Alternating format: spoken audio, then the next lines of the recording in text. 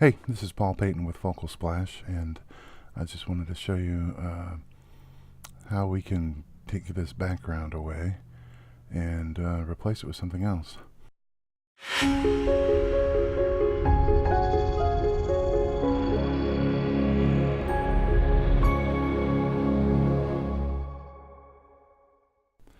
First of all, we see quite a bit of blur right here on the edge.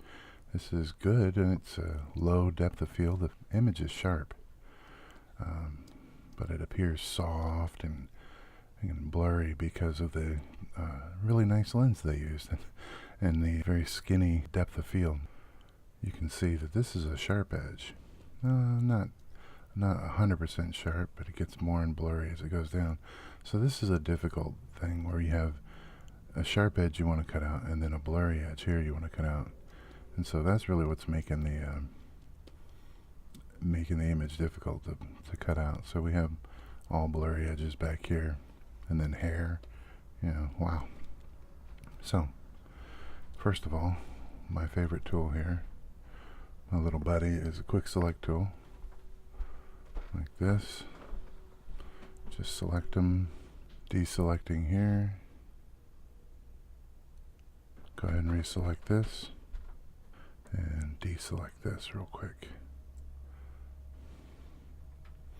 Something like that to start with. Go into select and mask. We have to make a really good selection here. You can see there's some showing up there. I'm going to hit the R key and see what happens when I do this. It's refine edge. And it's going to be interesting because the edge is blurry, so you don't really want to refine it too much. So that looked like it worked pretty good. Let's see what happens there.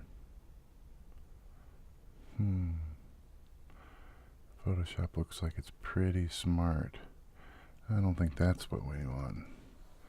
So holding the Alt key down and just kind of going over like that, I think that's probably a pretty good edge. So the issue is it's very difficult to get a blurry selection. How this is working is the feather is at 18. If the feather was at 0, this is the actual selection that we're making. Alright. And since we see this out here, I'll go ahead and with the brush tool, holding the Alt key, go ahead and get rid of what we really don't want selected. Very interesting. So that's the selection that we actually have. And then when you feather the selection, let's feather it all the way. It's feathering it by 1,000 pixels here. So the feather goes from here to here. And of course that's ridiculous, but how about 50 pixels? Alright, it's like a feather across here. And that's also not going to be what we want, right? So let's feather it by, I tested it a little bit earlier and I found that 18 pixels is about the blur that we have across there. And it makes a pretty good selection. Alright, but now this isn't selected properly because this is a sharp edge, not a feathered edge. So let's go in and fix that. So I'm going to look again. I'm thinking that's a pretty good selection, and I'm going to put it up on a new layer. So now we have the old layer and we have a new layer. Turn the old layer back on and you get that. Alright, so for that selection, I'm going to use the quick select tool again, selecting that arm again. Let's zoom in.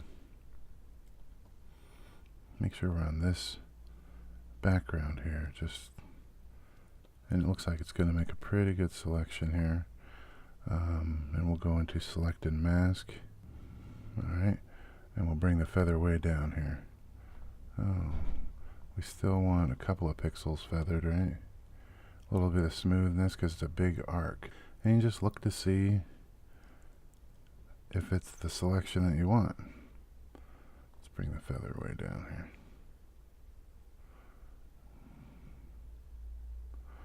And I think that's a better selection of that without so much feather, because there's no blur, hardly any blur on it.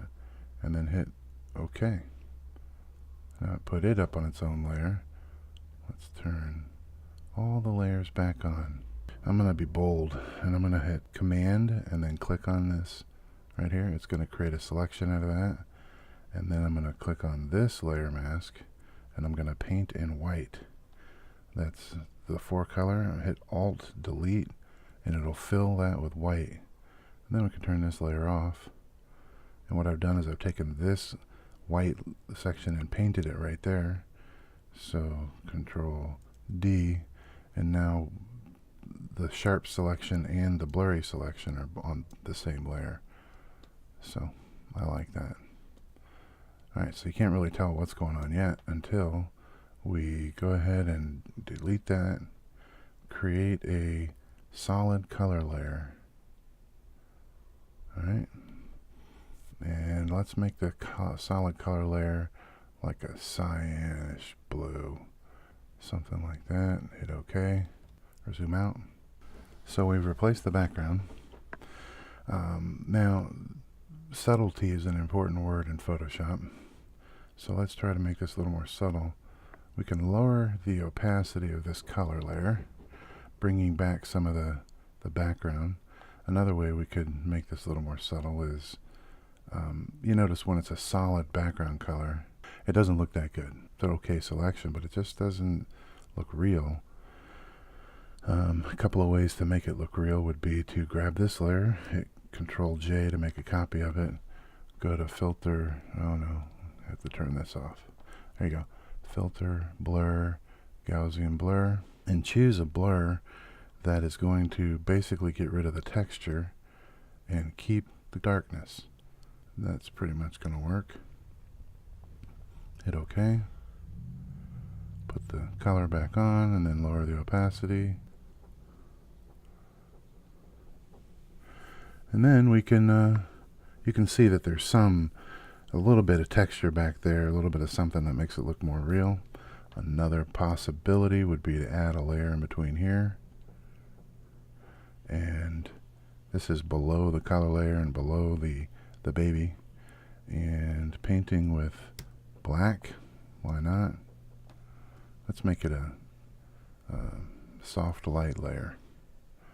And add a little bit of shadow back here.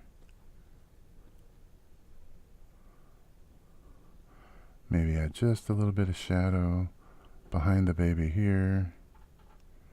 And that highlighted the fact that the, let's go ahead and switch and paint with white right there.